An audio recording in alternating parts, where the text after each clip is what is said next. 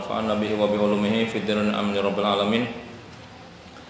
Faslun yajibu ala kulli man shalla muqtadiyan fi jum'atin al ghairiha alla yataqaddam ala imami fil mauqif. Fasal tentang kewajiban seorang makmum ketika dia bermakmum kepada imam. Kewajiban di dalam berjamaah bagi seorang makmum. Wajib bagi seseorang yang bermakmum baik di dalam salat Jumat ataupun di luar salat Jumat, orang yang berjamaah atau bermakmum, alla yataqaddama ala imami, seorang makmum tidak boleh berposisi lebih depan daripada imamnya di tempat berdirinya. Kemudian wal ihrami, tidak boleh juga mendahului di dalam takbiratul ihram. Bahkan bal tabtulu al muqarrana fil ihram, bahkan hanya membarengi takbiratul ihramnya imam itu hukumnya batal salatnya. Jadi kalau khusus dalam takbiratul ihram, kan muqarrana itu makmum itu enggak boleh mendahului imam. Jadi mestinya makmum itu setelah imam. Jadi gini, makmum itu yang namanya makmum itu mengikuti, yang namanya mengikuti itu di belakang. Posisinya ya di belakang, gerakannya juga jadi di belakang, nggak boleh mendahuluin, bahkan nggak boleh barengin. Jadi kayak seperti umpamanya bermakmum, bagaimana posisi makmum ketika imam ruku? Jadi ketika imam ruku, makmum baru ruku ketika imam sudah pas, dia sudah ruku, sudah dongkok. Kemudian ketika imam i'tidal bangun berdiri, ketika imam sudah berdiri ajeg, baru makmum bangun dari ruku untuk melaksanakan i'tidal. Ketika imam sudah mau mulai sujud, sebelum imam betul-betul sampai ke bawah, maka jangan dulu sujud bagusnya. Baru sujud ketika imam sudah nempel jidatnya di lantai. Jadi itu seperti itu. Itu afdolnya seperti itu. Kalau muqarrana, kalau membarengi, rukuknya bareng, i'tidalnya bareng, makmum ngabarengan wae ka imam, embung katinggalan ku imam, maka itu hukumnya makruh kalau ngabarengan. Tapi khusus dalam takbiratul ihram, kalau makmum berbarengan dengan imam di dalam takbiratul ihram, itu hukumnya batal. Ya, bareng dalam takbiratul ihram itu enggak mesti imam ketika imam Allahu Akbar, makmum juga Allahu Akbar, tidak. Jadi bareng di sini termasuk ketika umpamanya Allahu imam baru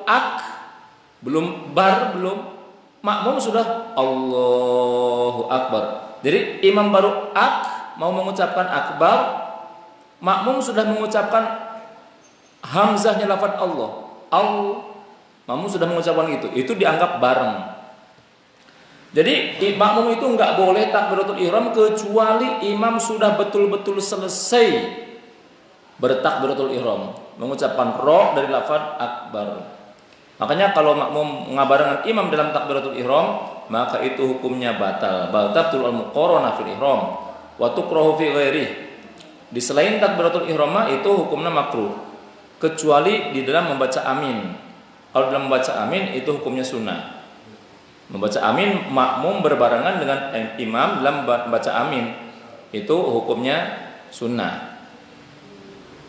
Wa yahrumu taqaddumu bi ruknin fi'liyin. Kemudian haram makmum mendahului imam dengan satu rukun pekerjaan. Imam belum ruku, makmum udah ruku umpamanya. Itu mendahului imam, haram itu.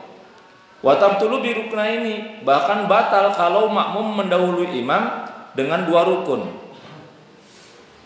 Imam sudah baca walam yakul lahu kufuwan ahad, tapi berdiri dulu sejenak imam nate. Makmum begitu imam udah walam yakul lahu kufuwan ahad, ruku' we makmum teh, padahal imam belum ruku'. Kemudian udah beres baca subhana rabbiyal a'la wa bihamdi, makmum langsung bangun padahal imam masih berdiri. Padahal imam belum ruku, makmum bangun.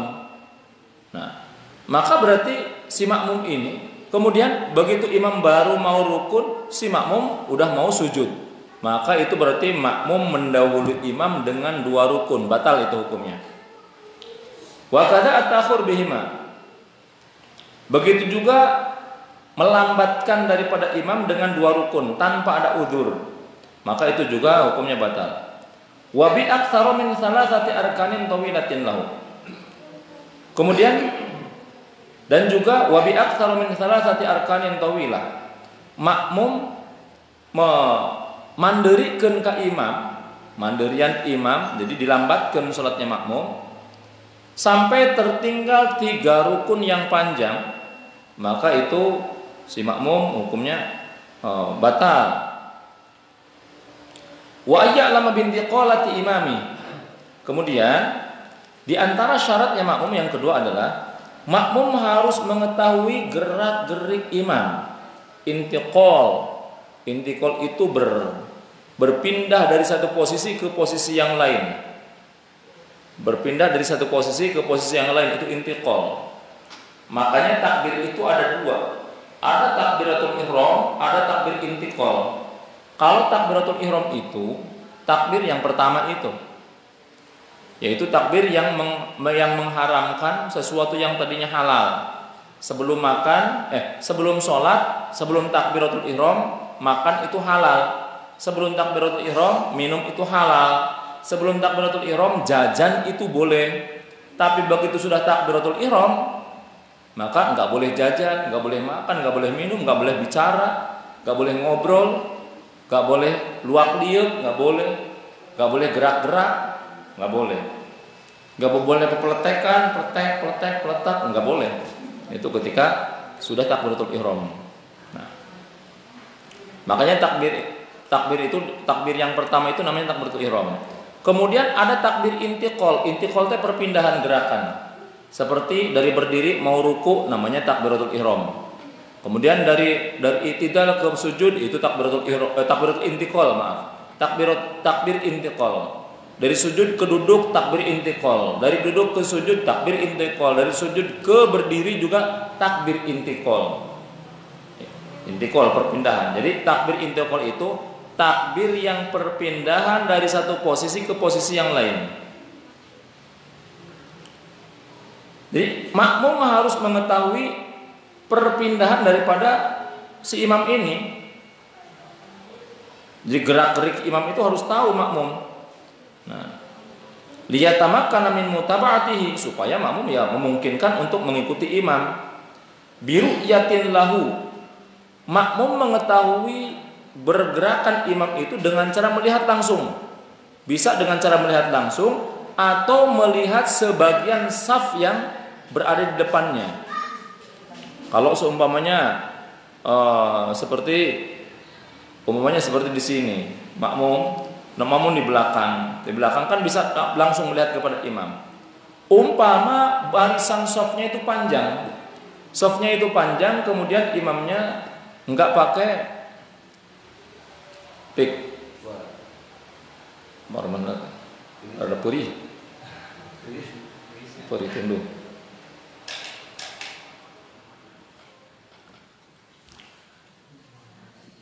Umpama imam depan, kemudian makmum konsepnya itu panjang umpamanya, nggak pakai pengeras suara, jadi si makmum yang di belakang itu nggak kedengeran, Allahu Akbar, nggak kedengeran. Nah, begitu imam ruku umpamanya, makmum yang di belakangnya ruku, yang di belakang sana itu lihat saf yang di depannya, jadi posisinya itu dia harus melihat saf yang di depannya. Jadi kalau seumumnya imam di belakang, jadi umpamanya imam ruku di belakang masih berdiri, imam sudah i'tidal di belakang belum ruku umpamanya, itu nggak apa-apa. Kalau memang kan imam ruku, baru ruku, makmum yang di depannya ruku, belakangnya ikut ruku, belakangnya lagi ikut ruku. Pesannya imam berdiri, makmum yang di sana belum ruku tuh karena belum tahu, belum melihat saf yang depannya. Imam udah mau sujud, yang belakang baru ruku, itu nggak apa-apa. Karena patokannya itu adalah melihat yang saf yang ada di depannya. Auli badis sofin, au bisima'in li sautihi, atau dengan mengetahui suaranya. mengetahui suara daripada imam, boleh dengan menggunakan mukabbirus saut, au sautu muballighin thiqatin, atau suara muballigh. Muballigh itu orang yang menyampaikan, orang yang mengeraskan suara. Itu kan boleh, bahkan sunnah itu pakai muballigh ya. Muballigh, umpamanya imam Allahu Akbar, ketika imam Allahu Akbar, Allahu Akbar, ada yang suaranya kencang tuh. Sami Allah liman hamidah, Rabbana walakal hamd. Itu muballigh namanya. Itu bisa juga kita makmum mengetahui pergerakan imam itu dengan suara imam langsung atau suara muballigh. Balighin aqli muslim adli riwayatin in kana ghairu musalli. Kemudian wa ayyajtami'a fi masjidin, wa ayyajtami'a, yang ketiga syaratnya bermakmum itu adalah imam dan makmum berkumpul di satu masjid, di dalam satu masjid. Wa minhu jidaruhu, termasuk masjid juga jidar, temboknya itu termasuk masjid.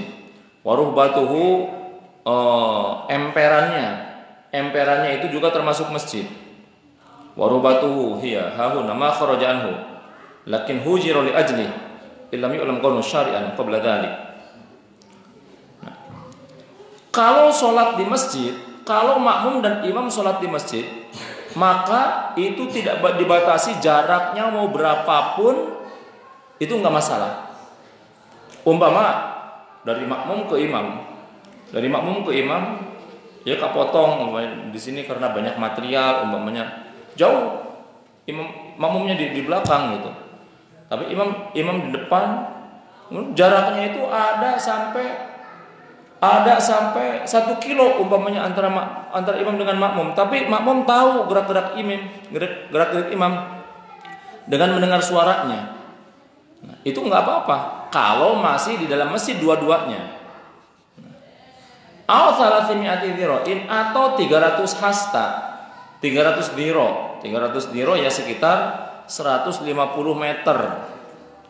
Apabila mereka makmum dan imam berada di luar masjid, atau imam di masjid, makmum di luar masjid, atau sebaliknya makmum di masjid, imam di luar masjid, atau kedua-duanya di luar masjid. Pokoknya ada yang di luar masjid. Nah, maka itu jaraknya itu tidak boleh lebih dari 300 dhiro, 300 hasta. Kemudian wa alla yahula bainahuma ha'il yamna'ul istitraq. Kemudian syaratnya tidak boleh ada ha'il. Wa rabiha alla yahula bainahuma al-imam al-mum ha'il istitraq ay al-murur al-adi bi alam yakun lahu wasbatin fahisyah wa binul al-mutada. Idza kana ahadun fi sudhi bi an kana lahu min as-sudhi ma ya'tadu al-murur. Jadi kalau antara makmum dengan imam tidak boleh terhalang. Jadi harus ada jalan yang bisa nyampe dari makmum ke imam. Dengan dengan jalan yang umum ya, mengecualikan bisa ke imam, umpamanya ada lantai 2. Cuman lantai 2 ini enggak ada tangganya. Di lantai 2 itu jaraknya cuma 1 meter dari lantai pertama ke lantai kedua. Ini kan agak tinggi itu, atau 1,5 meter atau 1 meter umpamanya. Nah, ini bisa umpamanya di lantai 2, si makmumnya di lantai 2, imamnya di lantai 1. Nah, dari makmum ke imam ya ada jalan, tapi ada jalannya harus loncat umpamanya. Naik ke lantai 2 nah kudu rada loncat gitu. Mun turun kudu loncat. Nah itu bahkan jalan biasa, tapi ghairu muqtad, yang tidak umum, jalan yang tidak umum. Atau umpamanya kehalanganku jendela. Kan ada di beberapa masjid itu atau rumah yang jendelanya itu ada hanya temboknya itu hanya 10 atau 20 cm dari bawah. 20 cm dari bawah. Kemudian tapi pintunya dikunci. Jendelanya dibuka. Bisa makmum lewat ke imam tapi melalui jendela. Nah, jendela itu bukan tempat jalan, bukan tempat lewat. Maka itu tidak boleh ada penghalang. Itu tidak dianggap sebagai istitraq, jalan untuk menuju ke imam.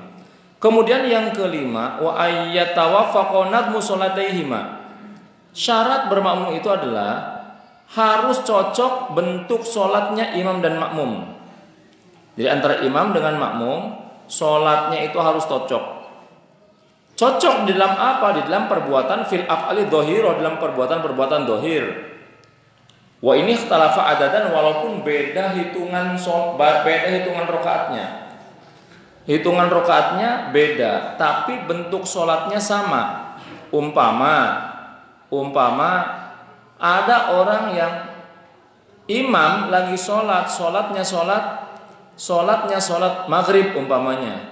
Makmumnya dia sholatnya sholat isya atau sholatnya sholat asar karena dia mengqadha umpamanya. Itu boleh seperti itu. Karena pada dasarnya gerakan sholatnya sama. Dari mulai dia takbiratul ihram sampai sujud sampai tasyahud sama. Mengecualikan kalau semuanya nggak sama, ada ikhtilaf. Umpama imam sholatnya sholat gerhana, makmumnya sholatnya sholat subuh umpamanya, maka itu nggak sah. Karena kan dalam sholat gerhana itu dalam satu rakaat rukunya 2 kali, baca Fatihahnya 2 kali, kemudian i'tidalnya 2 kali. Jadi ada tambahan rukun. Nah, kalau umpamanya bermakmum kepada orang yang sholat subuh, bermakmum kepada orang yang sholat gerhana, maka itu tidak sah.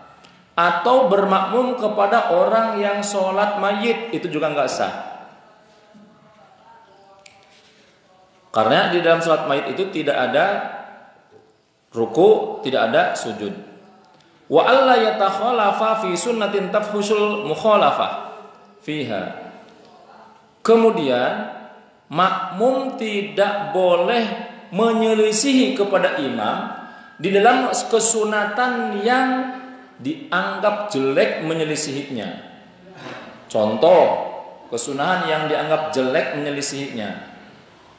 Pas ketika imam baca ayat sajdah, itu kan ketika baca ayat sajdah, orang yang membaca atau mendengarkan ayat sajdah, maka dia sunnah untuk melakukan sujud tilawah.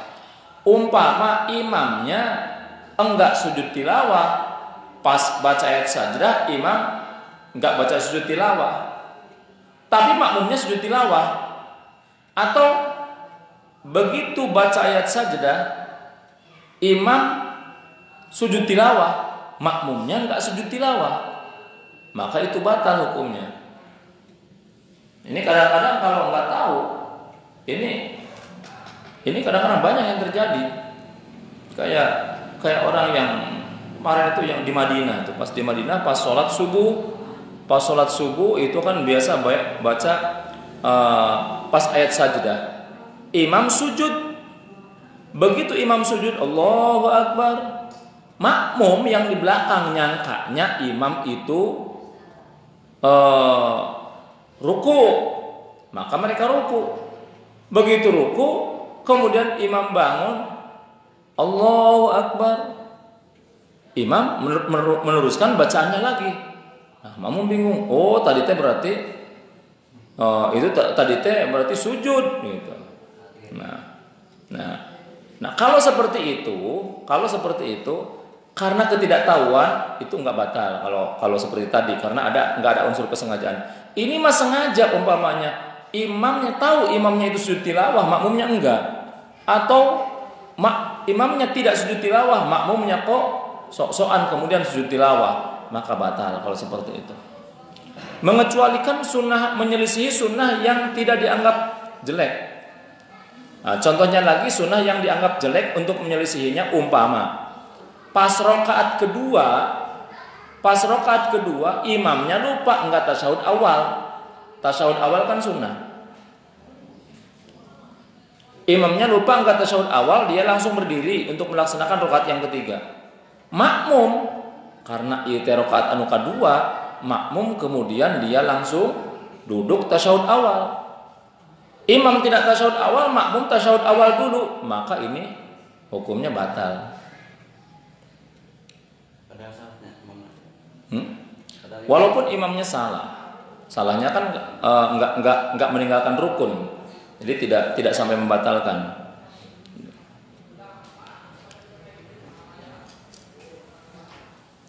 Riwayat takhallafa fi sunnatin tafhusul mukhalafah, mengecualikan makmum menyelisihi tenurut ke imam di dalam kesunahan yang tidak dianggap jelek menyelisihinya. Umpama imam ketika sujud baca subhana rabbiyal azim wa bihamdi, subhana rabbiyal azim wa bihamdi, makmum enggak baca. Gitu. Umpama imam ketika takbiratul ihram Allahu akbar, imam baca doa iftitah, makmum enggak baca. Itu enggak masalah. Atau umpamanya ketika itidal di rakaat yang kedua pada salat subuh, imamnya kunut, makmumnya enggak kunut, itu tidak masalah. Atau sebaliknya, imam enggak kunut, makmum kunut, itu juga enggak masalah. Itu dianggap yang tidak jelek menyelisihinya. Maka itu sah-sah saja kalau seperti itu. Wa ayyanwiya al-iqtida ma'at taharrum fil jum'at wa qabla al-mutabawatul intidhar fi ghairiha. Kemudian syaratnya yang berikutnya, syarat bermakmum itu makmum harus niat menjadi makmum atau niat berjamaah, khusus di dalam salat Jumat harus sejak takbiratul ihram. Khusus dalam salat Jumat. Kalau di selain salat Jumat dianjurkan begitu takbiratul ihram langsung niat berjamaah. Yaitu kalau maghrib berarti usolli fardul maghribi makmuman lillahi ta'ala. Niat saya sholat fardu maghrib bermakmum karena Allah Ta'ala. Itu niat bermakmum. Kalau ada orang yang sholat tidak niat bermakmum, tapi kok gerakannya mengikuti gerakan imam, tapi padahal dia tidak niat untuk bermakmum, maka itu batal sholatnya. Umpama ada orang sholat, imam lagi sholat, kemudian ada orang di belakangnya sholatnya sholat sendirian, tapi dia sudah selesai Fatihah, dia sudah selesai baca surat, tinggal ruku, dia nanti saja rukunya bareng sama yang di depan. Begitu yang di depannya ruku, dia ikut ruku. Yang depannya itidal, dia ngurut itidal. Gitu. Maka kalau ada orang yang tidak niat bermakmum, tapi dalam pelaksanaannya mengikuti gerakan imam, maka itu hukumnya batal. Wa yajibu 'alal imam niyatul imamati fil jum'ah wal mu'adah wa tusannu fi ghairihima. Wajib bagi imam niat menjadi imam di dalam salat Jumat. Jadi kalau dalam salat Jumat wajib niat menjadi imam, si imam itu, karena Jumat itu harus berjamaah. Kalau imamnya tidak niat menjadi imam, berarti si imam tersebut tidak dianggap berjamaah. Kalau tidak berjamaah berarti sholat Jumatnya tidak sah. Enggak ada sholat Jumat enggak berjamaah, enggak ada. Maka imam wajib niat berjamaah, niat menjadi imam ketika takbiratul ihram. Wal muadati, dan sholat yang diulang. Umpama ada orang mau sholat duhur, aduh setelah jam 1 nyari jamaah, enggak ada jamaah, ya udah sholat aja sendiri, sholat. Begitu habis sholat sendiri, kemudian ada orang yang baru datang mau sholat, kemudian dia mumpung ada yang mau sholat, saya mau ulangi lagi sholatnya supaya saya, kalau tadi mah ke afdol karena tidak jamaah, ngulangi dia sholat lagi, ulangi lagi sholat duhurnya dengan berjamaah, dia jadi imam, maka dia wajib niat jadi imam, wajib niat imamah, wajib niat jadi imam. Itu dalam sholat yang mu'adah atau yang diulangi. Atau sebaliknya, ada orang udah sholat, baik sholatnya sholat sendirian atau sholatnya sholat berjamaah. Setelah sholat, ada temannya datang, kemudian, Ustaz San, udah sholat. Aduh, saya ini teh mau sholat, tapi sholat sendirian nggak afdol, saya sholat sendirian. Nyari orang lain udah pada sholat semua. Udah, sekarang tolong bantu saya. Ayo sholat deui. Saya hayang sholat berjamaah umpamanya. Ini kan sunnah, dia itu mau. Silakan sholat lagi. Umpama orang yang sholatnya diulang ini dia menjadi imam, maka dia wajib niat menjadi imam. Wa tusanu fi ghairihima. Sedangkan di selain Jumatan dan selain sholat yang diulangi, itu niat menjadi imam itu hukumnya sunnah, hanya sunnah saja. Cuman nanti ada perincian. Liyajuza fadilatul jamaah wa tasniyatul imam lil imam ma taharumiha. Wa illam yakun imaman fil hal. Liyahuza fadilatul jamaah. Jadi kalau ada orang yang sholat berjamaah, imamnya nggak niat jadi imam, dia perlu usolli fardhu dhuhri, Allahu akbar, padu gitu aja. Kemudian di belakangnya ada orang yang ngikutin, ada orang yang bermakmum kepada dia. Sanajan Noel umpamanya, tapi si imamnya ini dia udah cuek aja, saya mah sholat sendirian, niatnya sholat sendirian gitu, terniat berjamaah, terniat menjadi imam, itu sah. Cuman si imam ini dia tidak mendapatkan pahala jamaah karena nggak niat jadi imam, tapi berjamaahnya sah. Nah, kalau seumpamanya si imamnya niat menjadi imam, maka dia mendapatkan fadilah jamaah. Wa tasyun niyatul imamatil imam ma taharumihi wa illam yakun imaman fil hal li'annahu sayasiru imaman. Nah, boleh juga seorang imam yang belum jadi imam niat jadi imam, padahal dia sebenarnya belum jadi imam, tapi dia akan menjadi imam. Contoh gini, ada orang si A dan si B ini mau sholat, kemudian kata si A, ya udah aku sholat duluan, gawat. Nah, cepet itunya kecaiknya. Nah, nanti nyusul ya, nanti kamu jadi makmum, saya jadi imam, gitu. Kemudian si A ini dia udah masuk masjid, belum ada makmumnya, tapi ada calon makmumnya lagi wudhu, mau bermakmum kepada dia.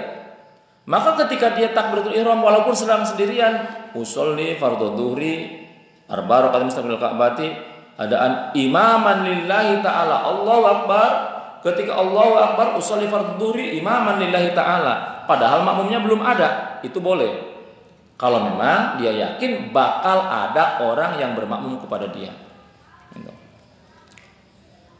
Kemudian di dalam masalah jamaah ini, hukmu sholatil jamaah. Ahkamu sholatil jamaah. Beberapa hukum di dalam salat berjamaah.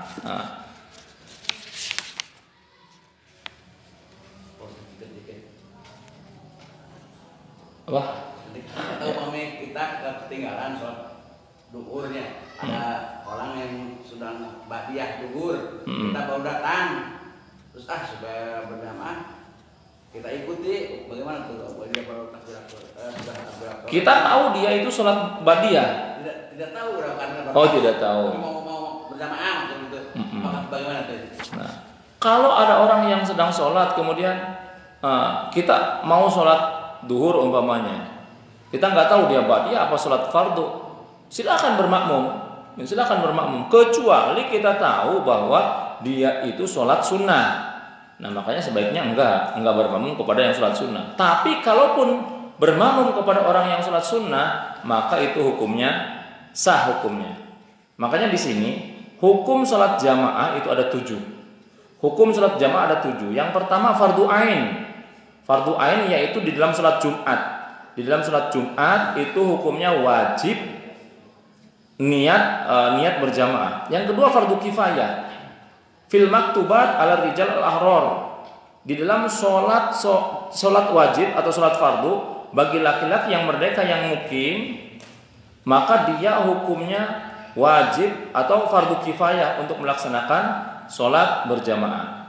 Karena berdasarkan hadis Nabi, ma min thalathatin fi qaryatin aw badiyatin la tuqamu fihimul jamaah illa stahwat alimus syaitan. Fa'alika bil jamaah fa inna ma ya'kulu al-dhi'bu minal ghanami al-qasiyah. Saurkan yang Nabi, ma min thalathatin fi qaryatin, tidaklah ada 3 orang di satu desa atau di satu perkampungan, tapi tidak didirikan jamaah, padahal ada 3 orang laki-laki di situ, tapi tidak didirikan berjamaah di situ, kecuali setan akan menguasai kepada penduduk kampung tersebut. Makanya kata Nabi, fa'alaika bil jamaah, maka hendaklah kalian senantiasa berjamaah, karena serigala itu akan menerkam, akan memangsa kepada kambing yang terpisah daripada gerombongannya. Jadi kalau orang sholat berjamaah itu berarti dia dalam satu ikatan, ikut rombongan. Kalau sholat sendiri itu sama dengan dia itu dewek-dewek gitu, sendiri-sendiri. Itu fardu kifayah. Kemudian ada juga jamaah itu yang hukumnya sunnah. Hukum sholat jamaah yang hukumnya sunnah, yaitu fin nawafil allati tushra'u fihimul al-jamaah kal idain wal istisqa. Jadi hukum berjamaah ada yang sunnah, yaitu di dalam sholat sunnah yang disyariatkan berjamaah, seperti sholat id, sholat istisqa, sholat gerhana, itu sunnah berjamaah. Tapi kalau sholat sendiri boleh, sah. Ada juga yang mubah. Jadi kalau mubah jamaah jamaah tenanaon gitu. Jadi kalau yang mubah itu seperti itu. Jadi mubah itu bukan sia-sia. Mubah itu ya boleh-boleh saja, tapi tidak mendapatkan nilai pahala. Jadi dikerjakan tidak dikerjakan sama. Itu mubah. Jadi yang 4 ada yang mubah. Berjamaah yang mubah itu adalah fin nawafil allati la tusrafi al jamaah. Melaksanakan sholat berjamaah di dalam sholat-sholat sunnah yang tidak disyariatkan berjamaah. Sholat duha umpamanya, duha kan tidak disunahkan berjamaah. Tapi biar anak-anak ini terbiasa melaksanakan sholat duha, kemudian dipimpin oleh gurunya umpamanya melaksanakan sholat duha berjamaah di sekolah-sekolah, boleh, silakan. Tapi ini tidak sunnah. Tidak dengan berjamaah kemudian nilainya lebih tinggi, enggak. Beda dengan sholat fardu. Kalau sholat isya antara sholat sendiri dengan sholat berjamaah itu beda nilainya. Tapi kalau dalam seperti sholat duha, sholat rawatib itu ya boleh-boleh saja. Sholat tahajud dilakukan secara berjamaah itu ya boleh-boleh saja. Ada juga yang khilaful aula.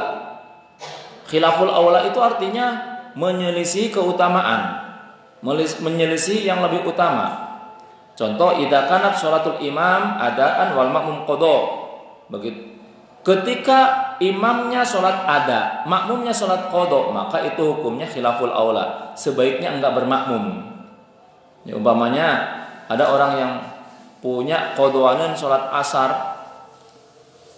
Dia sholat asar udah, tapi ada orang yang sedang melaksanakan sholat asar, dia bermakmum. Imamnya sholat ada, makmumnya sholat qada, maka itu hukumnya khilaful aula. Jadi sebaiknya jangan bermakmum ketika status daripada sholatnya itu berbeda. Kemudian makruhatun, ada lagi berjamaah yang makruh. Makruh itu dibenci, enggak dosa tapi dibenci oleh Allah, dibenci oleh Rasulullah. Idza kana al-imamu fasiqan aw mubtadi'an. Ketika bermakmum kepada imam yang fasik, bacaannya oke, bacaannya bagus, tapi fasik orangnya. Fasik.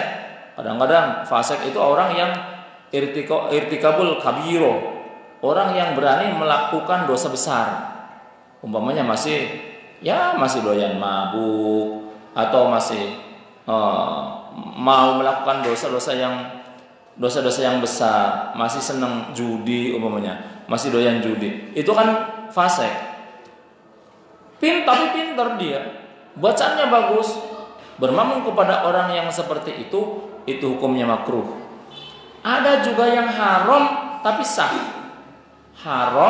sah. Contoh, idza kanat fi ardin maghsubatin Au khafa khurujal waqti law shalla jama'atan.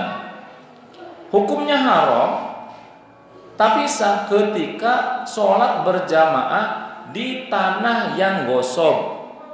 Umpamanya ada tanah ini untuk tanah ini hanya untuk mengaji, nggak boleh.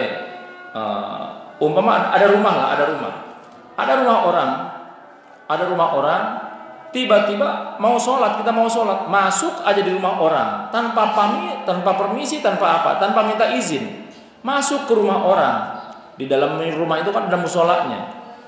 Kemudian masuk ke musola itu tanpa permisi kepada si pemiliknya. Maka itu berarti gosok dia itu.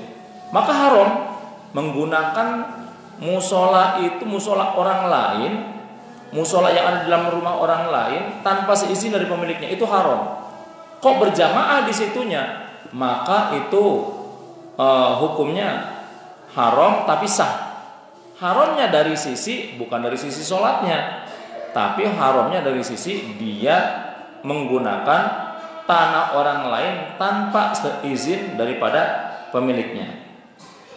Ada juga idza ikhtalafa nadmus sholat. Ada juga yang haram dan tidak sah. Haram dan tidak sah.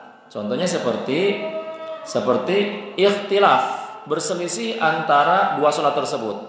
Seperti tadi, sholat jenazah bermakmum kepada sholat subuh, atau sebaliknya, sholat subuh bermakmum kepada sholat jenazah. Maka itu hukumnya haram dan tidak sah. Wallahu a'lam bishawab. Subhanakallahumma bihamdika asyhadu an la ilaha illa anta astaghfiruka wa atubu ilaik. Wassalamualaikum warahmatullahi wabarakatuh.